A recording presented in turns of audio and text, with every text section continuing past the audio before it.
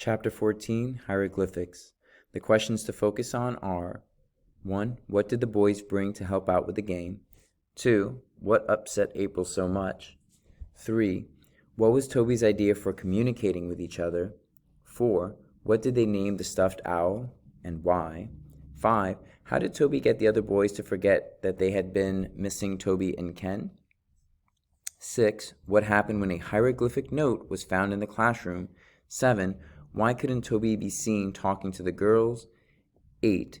What did Marshall know that no one else did? Something that we saw alluded to and somewhat foreshadowed in earlier chapters. Chapter 14, Hieroglyphics.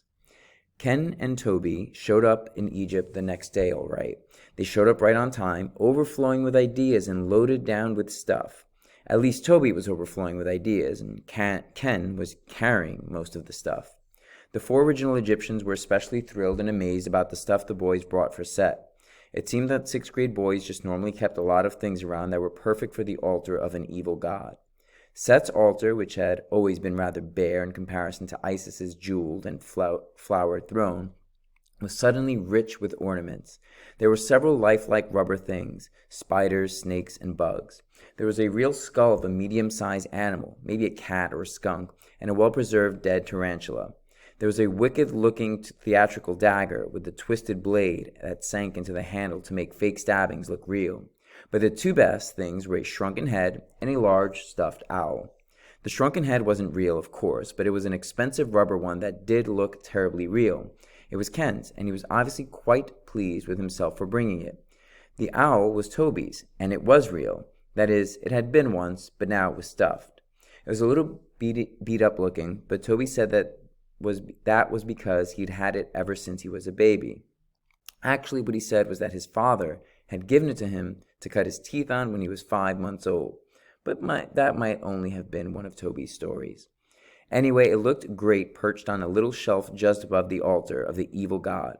It sat there in the shadows among the spider webs and peered down balefully over its tooth-scarred beak. At first, Toby suggested that it could be a servant of Set, whose duty was to carry the message of doom to Set's victims. But later on, someone remembered Thoth, the bird-headed god of wisdom and writing. From then on, the owl was known as Thoth. Besides all the other stuff, Toby had also brought some pencils and paper. He said he'd been thinking it over, and he decided the first thing they ought to do was finish the alphabet of hieroglyphics the girls had started. "Oh, is that right?" April said. "Is that what you've decided? Whose Egypt game do you think this is, anyway? Just because—" She had a lot more things to say, but Toby interrupted. Okay, cool it for a minute and let me finish. Let me tell you the rest of my idea before you start coming unglued. Then if you don't buy it," he shrugged, "we won't do it." That seemed fair enough, so April shut up, but she kept her eyes narrowed warily as Toby explained. When they had the alphabet all made up, they could memorize it and use it to write secret messages at school and every place. They could write about things like when to meet in Egypt again and what they thought of the teacher and all sorts of other private information. Then, if the messages fell into enemy hands, no one would know what it was all about.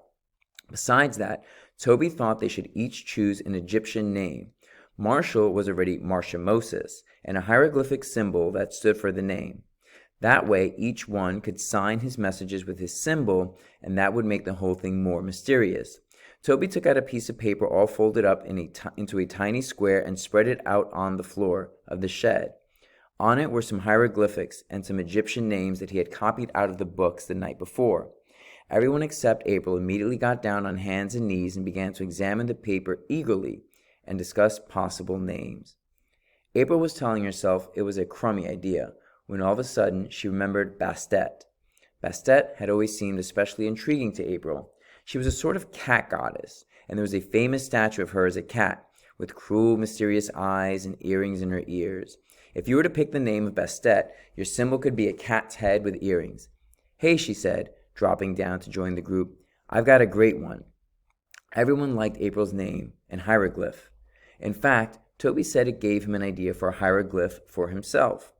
He'd already picked out his name. It was going to be Ramos, after a famous Egyptian wise man. And since an owl was supposed to be wise, what could be better than an owl's head for a symbol? Melanie knew right away what she wanted her name to be. She had gone once with her parents to hear Grace Bumbry sing Aida and had been fascinated with the tragic story of the beautiful princess who had been captive in ancient Egypt.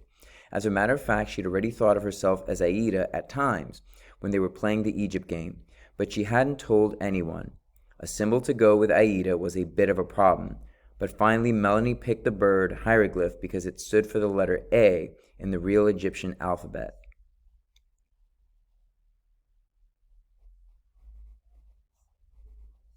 When everyone was through choosing, Melanie made a new scroll and added it to the secret records. Ken had picked the name of Horemheb because Toby said Horemheb had been a great general and also a pharaoh. He thought up his own hieroglyph of a bloody sword. There wasn't anything particularly Egyptian about it, but it did seem to go with being a general. Elizabeth's symbol was April's idea. It was a real Egyptian hieroglyph, and it meant heart, to go with Nefertiti, which means beloved one. And of course, Marshall's hieroglyph was the double crown of Egypt because he was already the boy pharaoh, and that's what he liked to be best. The next few meetings of the Egyptians were taken up with finishing the hieroglyphic alphabet and memorizing it. Some of the letters that they used in their alphabet were actual Egyptian hieroglyphs, but for the sounds that were missing in the Egyptian alphabet, as well as a few that were too difficult to draw in their original form, they made up their own. Then, because their book on Egyptian writing told how hieroglyphics were considered magical works of art as well as writing, and because they were always done in many bright colors, it was decided that some sets of colored pens were necessary. So the game was suspended for a couple of afternoons while money was raised to buy the pens. Ken and Toby mowed a few lawns, and the girls and Marshall scouted the neighborhood for empty bottles to return to the grocery store. Just buying the pens took most of another afternoon because it took so long to get waited on at Schmidt's variety store. Melanie said her mother said that the reason Mr. Schmidt never had a clerk for long was that he paid such low salaries.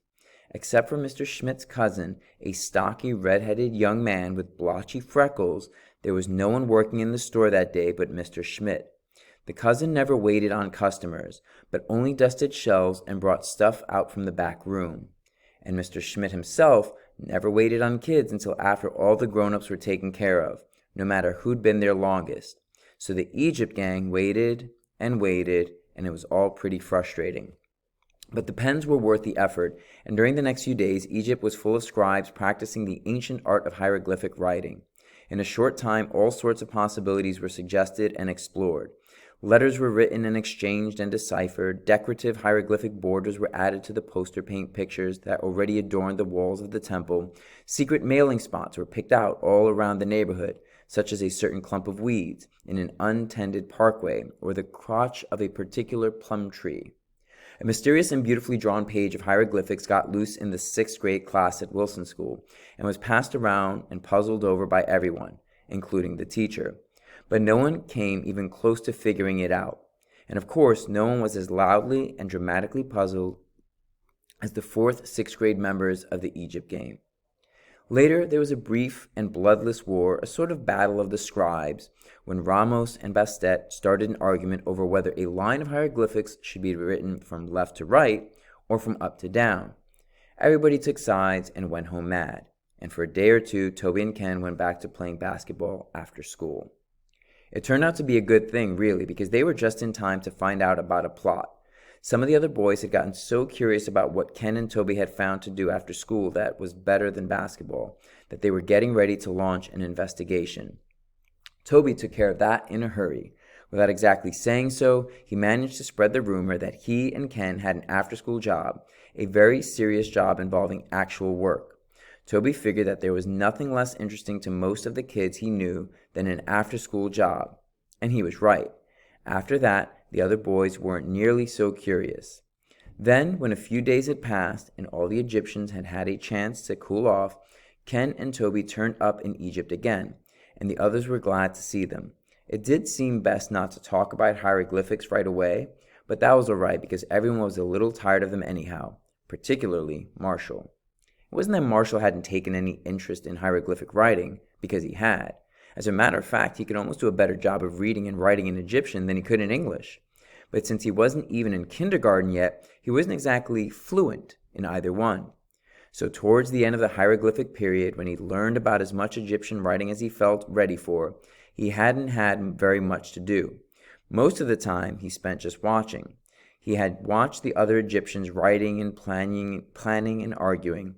He had watched an anthole in the corner of the storage yard, and every once in a while he had watched the little window in one of the walls of the land of Egypt. Then, one day, not long after Ken and Toby returned to the land of Egypt, a neighbor's cat got into the Chung's apartment and killed Petey the parakeet, the only pet Elizabeth had ever owned. Elizabeth was broken-hearted, and it was while they were trying to cheer her up that April and Melanie got the idea for the ceremony of the dead. The ceremony of the dead is our next chapter.